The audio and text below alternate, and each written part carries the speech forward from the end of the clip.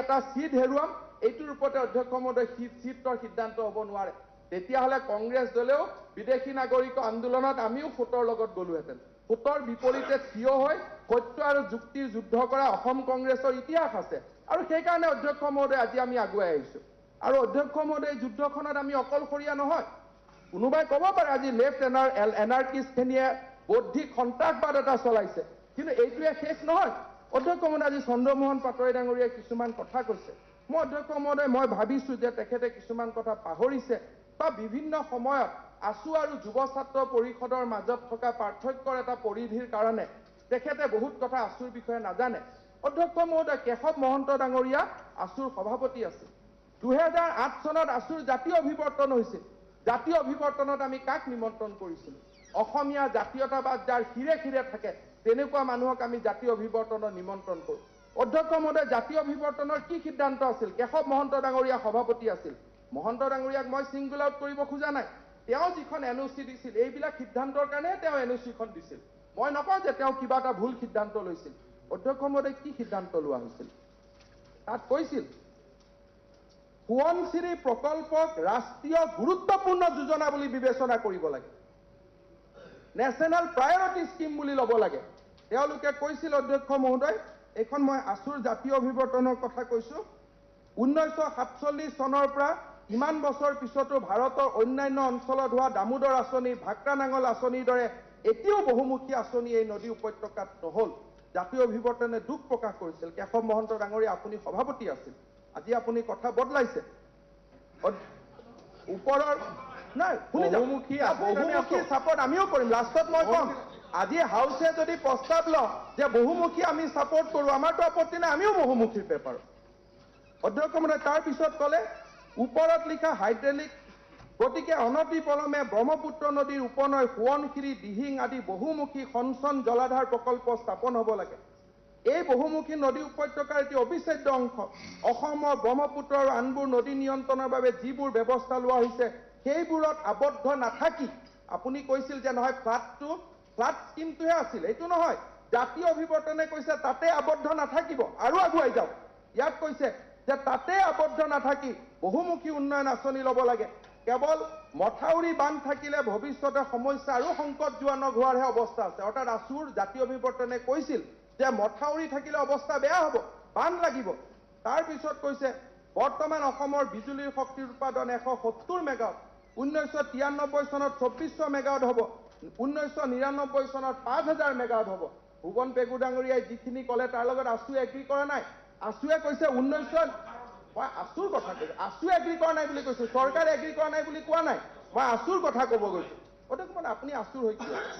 আছুৰ মতে জাতীয় অভিৱৰ্তনৰ মতে 2000ত অসমত 5000 মেগাৱাট বিদ্যুৎ লাগে মই ক'ম এইটো কথাও সত্য কাৰণ এইখন ডকুমেণ্ট সৰু সুৰা মানুহে কৰা নাই অসমীয়া জাতীয়তাবাদ যাৰ শিৰে শিৰে আছিল তেনেকুৱা কিছুমান বৰেণ্য ব্যক্তিয়ে কৰা এইখন ডকুমেণ্ট আজি সেইবিলাক মানুহক সুধিটো এজিপিয়ে বদলোৱা নাই সিদ্ধান্ত আকৌ এখন জাতীয় অভিৱৰ্তন হৈছে জানো এই সিদ্ধান্তটো সলনি কৰিবৰ কাৰণে কোনখন জাতীয় অভিৱৰ্তন এজিপিয়ে কৰিলে যে এই সিদ্ধান্তটো ভৰিৰে গছকি দিয়াৰ কাৰণে তাৰপিছত অধ্যক্ষ মহোদয় কৈছে এনে কথালৈ চাই জলবিদ্যুৎ উৎপাদনৰ কথাটোৱে উপযুক্ত গুৰুত্ব পাব লাগে বুলি কৰ্মশালাই মত পোষণ কৰে অধ্যক্ষ মহোদয় এখন আপোনাৰ কেশৱ মহন্ত ডাঙৰীয়া ইয়াৰ সভাপতি আছে যে অধ্যক্ষ মহোদয় আছুৰ এই সিদ্ধান্তটো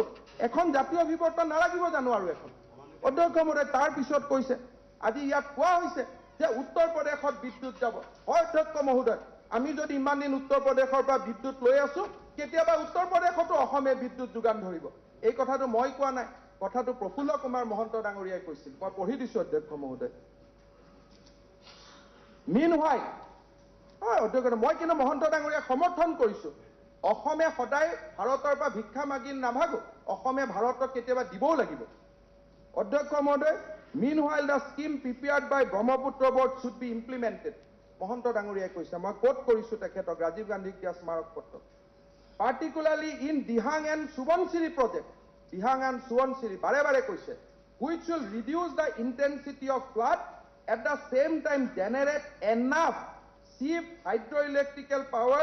to feed the regional grid in the entire northern belt up to Uttar Pradesh should be taken up immediately. অধ্যক্ষ মহোদয় মহন্ত ডাঙৰীয়াৰ এটা ৰাষ্ট্ৰীয়তাবাদ আছিলে সেই সময়ত আজি কি আছে মই ক'ব নোৱাৰো ভোটৰ কাৰণে ভাবিছে এনেকে ক'লে ক'ৰবাত ভোট হেৰুৱাই যাম নেকি কিন্তু মহন্ত ডাঙৰীয়াৰ এই স্মাৰক পত্ৰখনিয়ে ভাৰতীয় ৰাষ্ট্ৰীয়তাবাদক প্ৰতিনিধিত্ব কৰিছিল তেওঁ কৈছিল অধ্যক্ষ মহোদয় তৰুণ গগৈ ডাঙৰীয়া আজিলৈকেও কিন্তু কোৱা নাই এতিয়ালৈকে উত্তৰ প্ৰদেশলৈকে বিদ্যুৎ যাব লাগে বুলি কিন্তু প্ৰফুল্ল কুমাৰ মহন্ত ডাঙৰীয়াই 1987 চনত যিখন কেবিনেটৰ চন্দ্ৰমোহন পাটোৱাৰী ডাঙৰীয়া এজন প্ৰাউড কলিগ আছিলে মই আজিও ভাবো he should be proud to work under leader like Prafulla Kumar Mahanta তেওঁ নিশ্চয় মই যেনেকৈ আজি প্ৰাউড কৰোঁ তৰুণ গগৈৰ তলত কাম কৰি অধ্যক্ষ মহোদয় সেইখন কেবিনেটে ৰাজীৱ গান্ধী ডাঙৰীয়াক এই মেমৰেণ্ডামখন দিছিল September 14, 1988 তো অধ্যক্ষ মহোদয় উত্তৰ প্ৰদেশলৈকে বিদ্যুৎ যাবলগীয়া সিদ্ধান্তটো অসম গণ পৰিষদ দলে অল এলং সাপোৰ্ট কৰি আছে আমি কিন্তু আজিলৈকে অধ্যক্ষ মহোদয় সাপোৰ্ট কৰা নাই সেই কথাটো পিছত আহিব যে আমি কিয় সাপোৰ্ট কৰা নাই আমি কি সাপোৰ্ট কৰিছো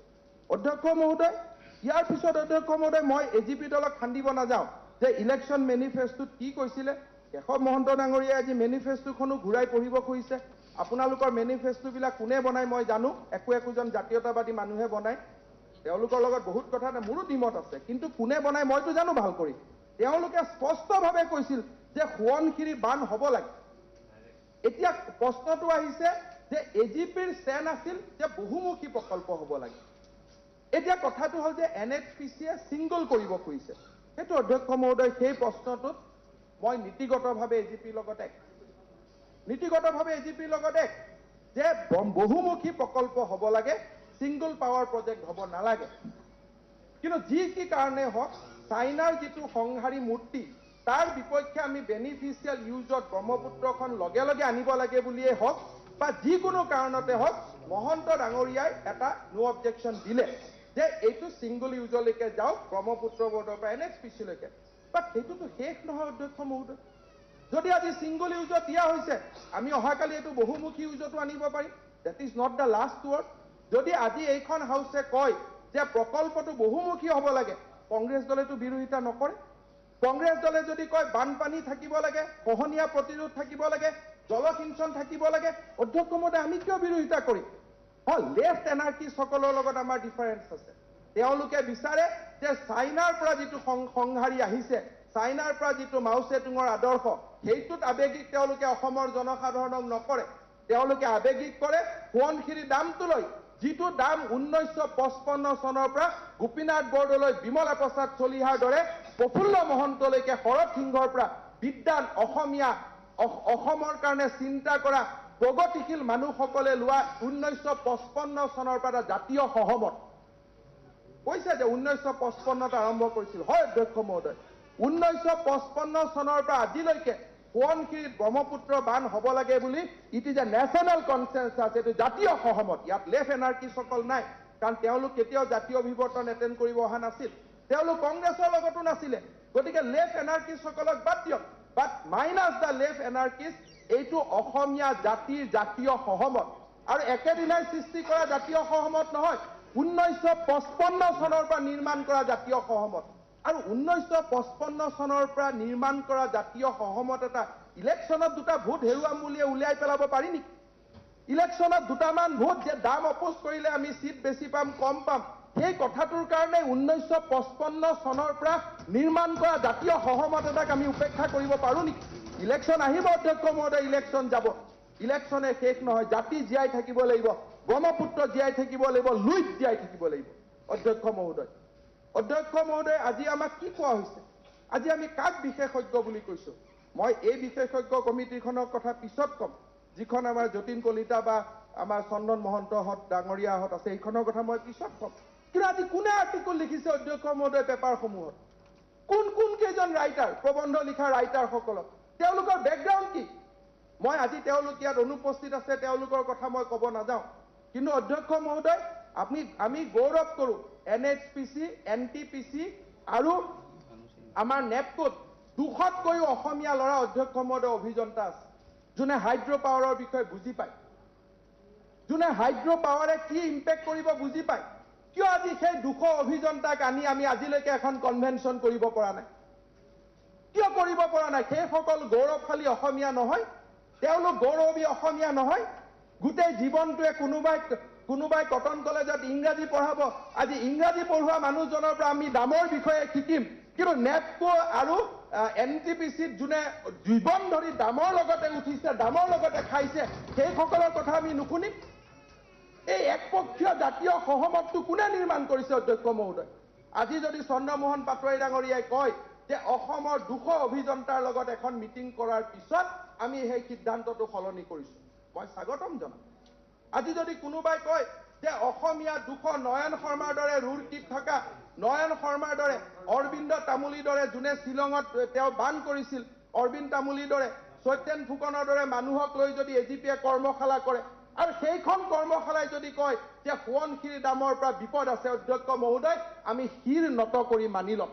কিন্তু কোনোবাই জীৱন জুৰি কটন কলেজত ইংৰাজী পঢ়াব অধ্যক্ষ মহোদয়, বিদ্যুৎ নহলে প্ৰদ্যুৎ বৰদলৈ মূৰ্তি জ্বলাব, আকৌ সেইজন মানুহে ক'ব আমাক বিদ্যুৎ নালাগে। অধ্যক্ষ মহোদয়, কোনোবাই জীৱন জুৰি অসম আন্দোলনৰ বিপক্ষেও আৰ্টিকুল লিখিব, স্বাধীনতা সংগ্ৰামৰ বিষয়ে পেপাৰত আৰ্টিকুল লিখিব, সেইজন মানুহে দামৰ বিৰুদ্ধেও আৰ্টিকুল লিখিব, আৰু তেওঁলোকে এটা আৱেগিক পৰিৱেশ সৃষ্টি কৰিলে বুলি আমি আৱেগৰ ফালে খোজকাঢ়ি যাম। অধ্যক্ষ মহোদয়, জৈৱ বৈচিত্ৰ্যৰ কথা আজি আমাক কিছুমানে শিকাইছে। যোনে কৈছে কাজিৰঙাত গৈ মাছ মাৰিব লাগে, যোনে কৈছে কাকি বনাঞ্চলৰ পৰা হাতী নোহোৱা হ'ব লাগে, দয়ান টাঙনিত আমি বনাঞ্চল থাকিব নালাগে, সেই মানুহে আজি আমাক কৈছে জৈৱ বৈচিত্ৰ্যৰ কথা, আৰু আমি অসমীয়া জাতিয়ে নীৰৱে শুনিছো। অধ্যক্ষ মহোদয়, জৈৱ বৈচিত্ৰ্যৰ কথা কাৰ পৰা শিকিম? তেওঁ কত কাজিৰঙাত মাছ মাৰিব লাগে নে নালাগে? যিজনে কৈছে কাজিৰঙাৰ জৈৱ বৈচিত্ৰ্য নষ্ট কৰিব লাগে, আজি সেইজন মানুহৰ পৰা অধ্যক্ষ মহোদয় অসমীয়া জাতিয়ে জৈৱ বৈচিত্ৰ্যৰ কথা সুধিব? এইটো অধ্যক্ষ মহোদয় কেনেকুৱা ইয়াত তামাচা চলিছে? এইখন এখন তামাচা চলিছে। ভুৱন পেগু ডাঙৰীয়াই কৈছে যে আমাক ইলেক্ট্ৰিচিটি নালাগে। অধ্যক্ষ মহোদয়, হয়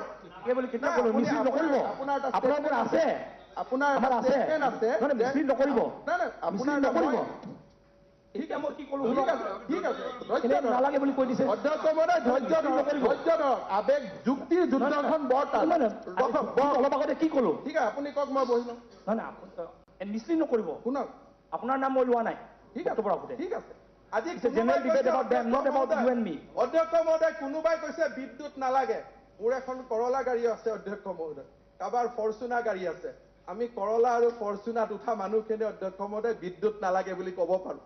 কিন্তু চৰত বাস কৰা 33 টকা ডিজেলত কিনি ডিজেলত পাম্প চলোৱা কৃষকে বিদ্যুৎ নালাগে বুলি অধ্যক্ষ মহোদয় ক'ব নোৱাৰে। এইটো ইমান সহজ কথা নহয় অধ্যক্ষ মহোদয়। আমি ফৰচুনাৰ চলোৱা, কৰলা চলোৱা মানুহখিনি আমি ক'ব পাৰো অধ্যক্ষ মহোদয় আমাক বিদ্যুৎ নালাগে বুলি। অধ্যক্ষ মহোদয়, আমি জানো যে কাৰ কথা শুনিব লাগে। মই চন্দ্ৰমোহন পাটোৱাৰী ডাঙৰীয়াৰ ওপৰত মোৰ অগাধ বিশ্বাস আছে। ইলেকশ্যনৰ গন্তি অধ্যক্ষ মহোদয় সদায় হ'ব নোৱাৰে। এজিপিও হাৰিব পাৰে অধ্যক্ষ মহোদয়, আমিও হাৰি যাব পাৰো, কিন্তু যুক্তিৰ যুঁজ হ'ব লাগিব। অধ্যক্ষ মহোদয়, SN ফুকন নেপকোত তেওঁ চিফ ইঞ্জিনিয়াৰ আছিল অধ্যক্ষ মহোদয়। কোনোবাই ক'ব পাৰে অসমীয়া গৌৰৱশালী অসমীয়া অধ্যক্ষ মহোদয়, গৌৰৱী অসমীয়া যাক আমি কওঁ, তেওঁ লিখিছে অধ্যক্ষ মহোদয়, মই পঢ়ি দিছো পাটোৱাৰী ডাঙৰীয়াৰ কাৰণে। If the people of Assam are determined not to have dams, obviously this cannot be constructed. কৈছে যে যদি মানুহে আপত্তি কৰে আমি ডাম বনাব নোৱাৰো, but we must remember that people of Assam must live with floods and erosion and consequent suffering forever. এইটো SN ফুকন অধ্যক্ষ মহোদয়, মই লিখি অনা কথা নহয়। তেওঁ কৈছে অসমীয়া মানুহে আজি ক'ব পাৰে আৱেগিকভাৱে যে বান নালাগে বুলি, কিন্তু যদি বান নালাগে বুলি কয় তেতিয়াহ'লে জীৱনত সৰ্বকালৰ বাবে সৰ্বসময়ৰ কাৰণে বানপানী আৰু ইৰোচনৰ মাজত থাকিম বুলি স্বীকাৰ কৰিব লাগিব। অধ্যক্ষ মহোদয়, এইটো হয়তো শেষ সিদ্ধান্ত নহ'ব পাৰে, কিন্তু আজি আমি কিহৰ কাৰণে অধ্যক্ষ মহোদয় এই 300 নেপকোত কাম কৰা অভিযন্তাক আনি, কিহৰ কাৰণে আজি আমি NHPCত কাম কৰা, বিশ্বৰ বিভিন্ন স্থানত কাম কৰা অভিযন্তাসকলক মাতি আনি আমি কিয় ইয়াত অভিৱৰ্তন এখন পাতিব নোৱাৰো? আমি কিয় আমি কিয় পাতিব নোৱাৰো? কিয় আমি ইনিচিয়েটিভ ল'ব নোৱাৰো? আজি ইংৰাজী শিকোৱা মানুহৰ পৰা আমি শিকিছো, আজি আমি পলিটিকেল সায়েন্স পঢ়া মানুহৰ পৰা শিকিছো দামৰ বিষয়ে, কিন্তু আমাৰ যিসকল দাম কৰি কৰি দামক ৰক্ষণাবেক্ষণ দি পেলাই তেওঁলোকে আজি ইমানখিনি উন্নতি কৰিছে, সেইসকল মানুহক আমি মাতি আনি সুধিব খোজা নাই যে এই দামটোৰ কিবা ডিজাইন ফল্ট আছে নেকি? অধ্যক্ষ মহোদয়, দামৰ ডিজাইন ফল্ট থাকিব পাৰে, আমি কাৰো সপক্ষে কথা ক'বৰ কাৰণে ইয়াত অধ্যক্ষ মহোদয় থিয় হোৱা নাই, কিন্তু আমি কাৰোবাৰ পৰাতো শুনিব লাগিব, কাৰোবাৰ পৰাতো জানিব লাগিব। 200ৰ পৰা 300 মানুহ আজি অসমৰ অভিযন্তা আছে। আজমল ডাঙৰীয়াই কৈছে যে we must rely on our expertise. Yes, মই কৈছো অধ্যক্ষ মহোদয়, we must rely on our expertise like SN Phukan